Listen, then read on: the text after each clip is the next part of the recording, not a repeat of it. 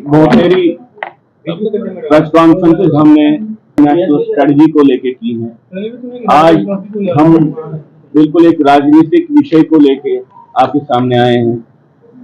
वो राजनीतिक विषय कश्मीरी हिंदू विस्थापितों के साथ संबंधित है, क्योंकि एक धारणा बनाई गई है खासतौर से बीजेपी की तरफ से कि कश्मीरी हिंदू बीजेपी के एक कैप्चर्ड इलेक्टोरल कॉन्स्टिट्यूएंसी है। ये धारणा एक बन गई। हम कहना चाहते हैं कश्मीरी हिंदू समाज, विस्थापित समाज, ये किसी की बढ़ोतरी नहीं है, नहीं ये बीजेपी की पॉलिटिकल होस्टेज है, नहीं कांग्रेस की पॉलिटिकल होस्टेज है।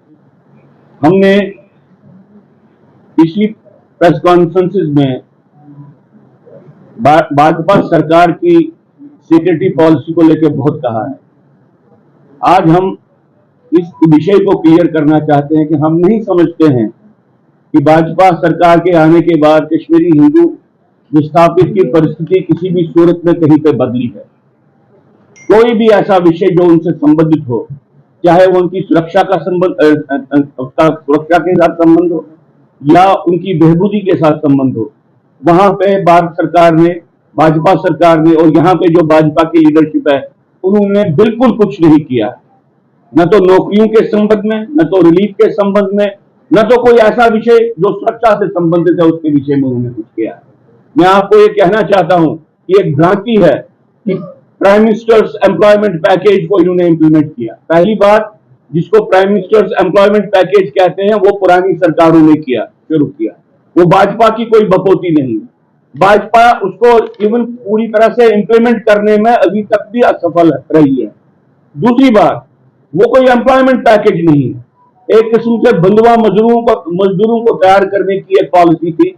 किसी तरीके से उनकी हालात का इस्तेमाल करके उनको कश्मीर में उस राजनीतिक तंत्र के हवाले किया जाए जिन्होंने वहां पे अलगाववाद को लाया, क्योंकि भारत सरकार उसी राजनीतिक तंत्र के साथ बार बार समझौता करती आ रही है।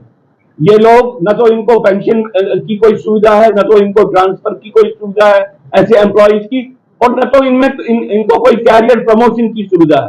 ऐसे ऑर्डर्स निकाले गए हैं जो ऑर्डर्स उनको वर्चुअली जहां पे वो इस वक्त हैं वहीं पे वो रहेंगे।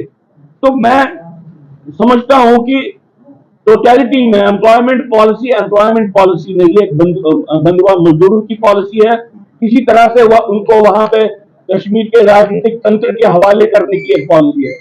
रिलीफ के मामले में भी पिछले 10 साल में, और रिलीफ में आपको कहना चाहता हूं एक छोटे से वर्ग को मिलता है।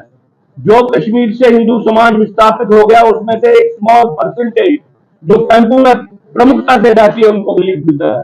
और महंगाई का सवाल छोड़िए, बाकी सारी चीजें जो होगी उनके लिए बिल्कुल एक निष्ठुर बन के खड़ी है ये सरकार, और उनके लिए कुछ नहीं किया। जम्मू में ऐसे लोग जो घर के बगैर हैं, उनके लिए जब कोई प्रोग्राम आता है तो अंदर से ही भारतीय जनता पार्टी के भीतर लोग उसको रोकने की कोशिश करते हैं।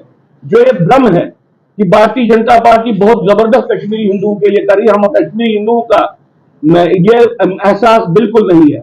हमको लगता है कि भाजपा में जो लोग जम्मू कश्मीर की पॉलिसी चलाते हैं वो लोग, उनका एक बहस है, एक सोशल प्रोफाइलिंग है कश्मीरी हिंदू विस्थापित के बारे में, कश्मीरी पंडित के बारे में खास तौर से।